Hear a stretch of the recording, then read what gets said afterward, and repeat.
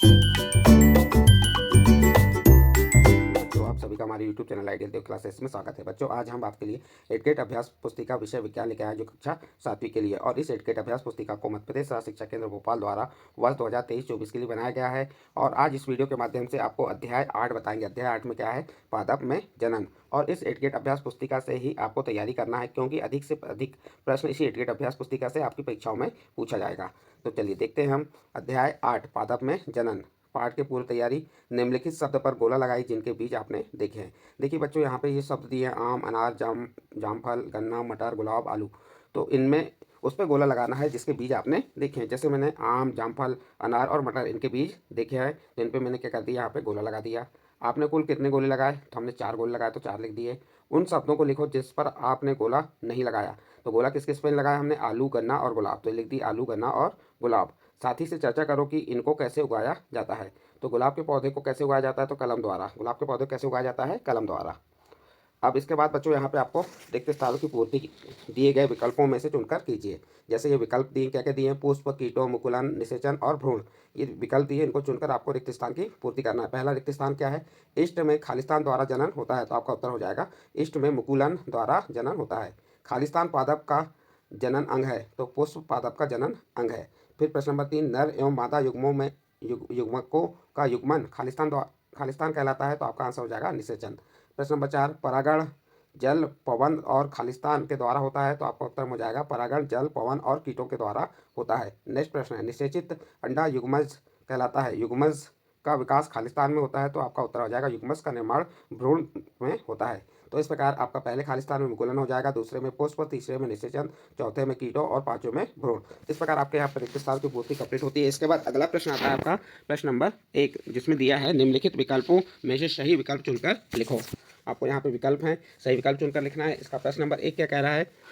पादप में लैंगिक जनन अंग है। ए नंबर पुष्प, बी नंबर तना, सी नंबर पत्तियां और डी नंबर जड़ें। तो इसका सही आंसर आ जाएगा ए नंबर पुष्प। पादप में लैंगिक जनन का अंग है, तो ए नंबर का ऑप्शन सही होगा, पुष्प। फिर प्रश्न नंबर 2, निम्न में से बीजाणु उत्पन्न करने वाले एक पादप हैं। ए नंबर गुलाब, बी नंबर गुलहड़, सी नंबर फन और डी नंबर अदरक। तो इसका सही आंसर आ जाएगा C number fern. Next question है क्वेश्चन नंबर 3, द्विलिंगी पुष्प में नर एवं मादा युग्मक पाए जाते हैं। ए नंबर एक ही पुष्पों में, बी नंबर अलग अलग पुष्पों में, सी नंबर जड़ों में, डी नंबर पत्तियों के किनारों पर लगी कलिकाओं पर। तो इसका सही आंसर आ जाएगा ए नंबर एक ही पुष्प में। नेक्स्ट विकल्प है, सजियों में जीवन चक्र के सही पथ क्रम को छाटिए। तो इसका सही पथ क्रम क्या हो जाएगा? डी नंबर का ऑप्शन सही होगा, जन्म, वृद्धि, प्रजनन, मृत्यु। ये इसका सही पथ क्रम हो जाएगा। नेक्स्ट अगला प्रश्न है, पुष्प के विभिन्न भागों में कौन सा भाग नहीं है? तो इसका सही आंसर आ जाएगा आपका डी नंबर का ऑप्शन सही होगा, केवल चौथा नंबर का। चौथा नंबर में क्या है? मूलांकुर। मूलांकुर क्या है? ये पुष्प के विभिन्न भागों में कौन सा भाग नहीं है? तो इसका चौथा नंबर का ऑप्शन सही हो जाएगा, तो इसका डी नंबर का ऑप्शन सही कहलाएगा। नेक्स्ट प्रश्न है प्रश्न नंबर 6, दिए गए जीवन चक्र में सही जीवन चक्र है, तो आपका इसका सही आंसर आ जाएगा डी नंबर, अंडाकेटर, पिलर, प्यूमा, तितली। इसका डी नंबर का ऑप्शन सही होगा। इसके बाद प्रश्न नंबर 7, कॉलम 1 एवं कॉलम 2 का मिलान कीजिए। आपको कॉलम 1 और कॉलम 2 का मिलान करना है। तो देखिए इसका सही आंसर क्या हो जाएगा? यहाँ पे ये आपके कॉलम ए और कॉलम बी, कॉलम 1 और कॉलम 2 दिए हैं और उसका मिलान करके यहाँ पे बता दिया है ए बी सी डी में, तो इसका बी नंबर का ऑप्शन सही होगा। तो जो ए का मिलान किससे हो जाएगा? आपका ईस्ट से हो जाएगा। फिर बी का मिलान 5वें नंबर से आलू से। सी का मिलान किससे होगा? दूसरा नंबर स्पायरो गाथरा। और डी का मिलान पहले से मेपिल। और उसके बाद आपका बिजाड़ू यानी ई का मिलान हो जाएगा चौथे से डबल रोटी। तो इसका बी नंबर का ऑप्शन सही होगा। नेक्स्ट प्रश्न है आपका प्रश्न नंबर 1, और एक ऐसे प्रश्न है आपके अति लघु उत्तरीय प्रश्न है। प्रश्न नंबर 1 में क्या कह रहा है? पादपों में जनन कितने प्रकार का होता है? जनन के प्रकारों के नाम लिखो। तो देखिए पादपों में जनन 2 प्रकार का होता है। नंबर 1 लैंगिक जनन और नंबर 2 अलैंगिक जनन। इस प्रकार से आपका प्रश्न नंबर 1 का उत्तर कंप्लीट होता है। इसका प्रश्न नंबर 2 क्या कह रहा है? पहली द्वारा गुलाब की कलम काटकर लगाने पर नया पौधा उत्पन्न हुआ, यह प्रजनन किस विधि को दर्शाता है? उत्तर देखिए, गुलाब की कलम से नया पौधा उत्पन्न होना कायिक प्रवर्धन, जो कि एक अलैंगिक जनन का प्रकार है।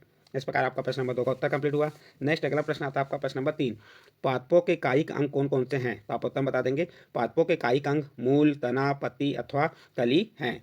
नेक्स्ट प्रश्न है प्रश्न नंबर 4, शैवाल किस प्रकार वृद्धि करते हैं? उत्तर देखिए, शैवाल द्विखंडन विधि द्वारा 2 या 2 से अधिक खंडों में टूटकर वृद्धि करते हैं। यह प्रक्रम निरंतर चलता रहता है। आपका प्रश्न नंबर 4 का उत्तर कंप्लीट हुआ।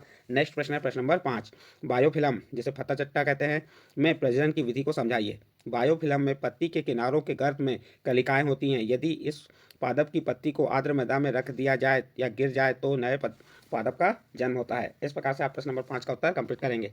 नेक्स्ट प्रश्न है आपका प्रश्न नंबर 6, परागण परागण किसे कहते हैं? परागण के प्रकारों के नाम लिखिए। उत्तर देखिए, पराग कणों का परागकोश से पुष्प के वर्तिकाग्र पर स्थानांतरण परागण कहलाते हैं। यदि परागण उसी पुष्प के वर्तिकाग्र पर गिरते हैं तो इसे स्वपरागण कहते हैं, और जब पुष्प के परागण उसी पादप के किसी अन्य पुष्प की वर्तिका पर गिरते हैं तो इसे पर परागण कहते हैं।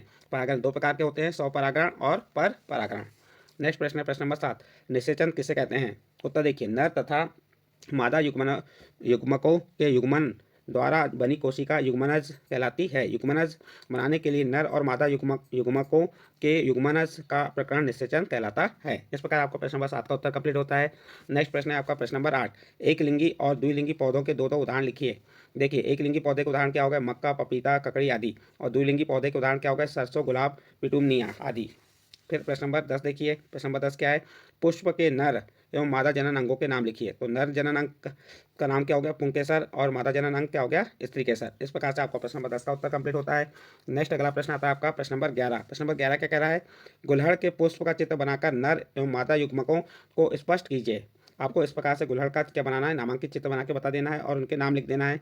जैसे ये योजी हो गया, पराकोष हो गया, तंतु हो गया, ये वर्तिकाग्र हो गया, वर्तिका हो गई, अंडाशय हो गया, बीजाणु हो गया, और पुष्पासन हो गया। इस प्रकार से आप इसका चित्र बना देंगे। और नर युग्मन क्या हो गया? नर युग्मक क्या हो गया? पराकोष में परागकण होते हैं जो नर युग्मक बनाते हैं, और मादा युग्मक का निर्माण बीजांड से होता है। इस प्रकार से आप प्रश्न नंबर 11 का उत्तर कंप्लीट कर सकते हैं। इसके बाद नेक्स्ट प्रश्न आता है आपका प्रश्न नंबर 12। प्रश्न नंबर 12 में क्या कहा है? निषेचन द्वारा फल एवं बीज निर्माण की विधि का सचित्र वर्णन करो। तो देखिए, इस प्रकार से इसका चित्र आप बना देंगे। यहाँ पर बता देंगे अंकुरित होता परागकण, और ये क्या हो गया? अंड कोशिका। तो दूसरे चित्र में बताएंगे पराग नलिका और युग्मनज निर्माण। तो इस प्रकार से इसका चित्र बना देंगे। और इसे वर्णन कैसे करेंगे इसका? परागकण वर्तिकाग्र से अंदर प्रवेश करके युग्मनज का निर्माण करते हैं, और पुष्पों की पंखुड़ियां गिर जाती हैं तथा पुष्प से फल का निर्माण होता है। इस प्रकार से आप प्रश्न नंबर 12 का उत्तर कंप्लीट करेंगे। नेक्स्ट प्रश्न है आपका प्रश्न नंबर 13, इष्ट में जनन को चित्र द्वारा स्पष्ट कीजिए। देखिए, इष्ट में आपको जनन को चित्र द्वारा स्पष्ट करना है। तो इस प्रकार से आप चित्र बनाएंगे। ये पहला चित्र हो गया इष्ट कोशिका का।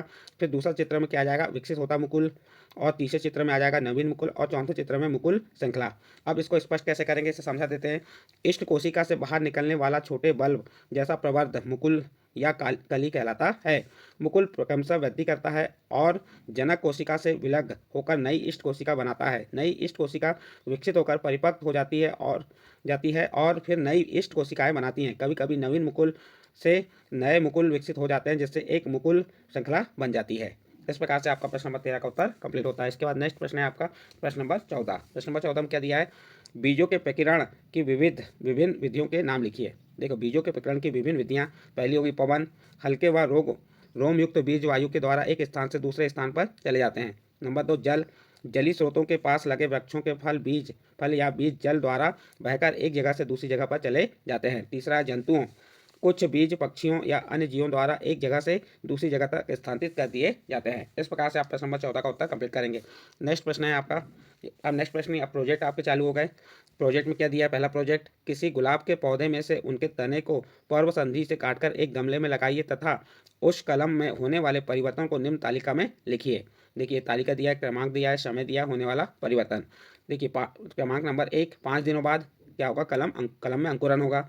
फिर 15 दिनों बाद क्या होगा? कलम में वृद्धि होगी। 1 महीने पश्चात लंबाई और चौड़ाई में विकास होगा। फिर 3 महीने पश्चात पुष्प आना चालू हो जाएगा। इस प्रकार आपका प्रोजेक्ट 1 कंप्लीट होता है। प्रोजेक्ट 2 में क्या दिया है? अपने घरों से अलग अलग प्रकार के बीजों को छोटे छोटे पैकेटों में एकत्र कीजिए एवं नाम लिखिए। बताइए ये घरों में किस काम आते हैं। जैसे यहाँ क्रमांक 1, 2, 3 दे दिए हमने। बीज का नाम चना, मूंगफली, मटर। और बीज का घरों में उपयोग, चना का उपयोग सब्जी और बेसन बनाने में, मूंगफली का तेल उत्पादन में, और मटर सब्जी बनाने में। इस प्रकार से आपका प्रोजेक्ट 1 और प्रोजेक्ट 2 यहाँ पे कंप्लीट होता है। और प्रोजेक्ट 1, प्रोजेक्ट 2 और अध्याय 8 के जो प्रश्नों के उत्तर आपको बताए, यदि आपको अच्छे लगे हों तो आप हमारे चैनल आइडियल देव क्लासेस को सब्सक्राइब कीजिए, लाइक कीजिए एवं अन्य ग्रुप में शेयर जरूर कीजिए।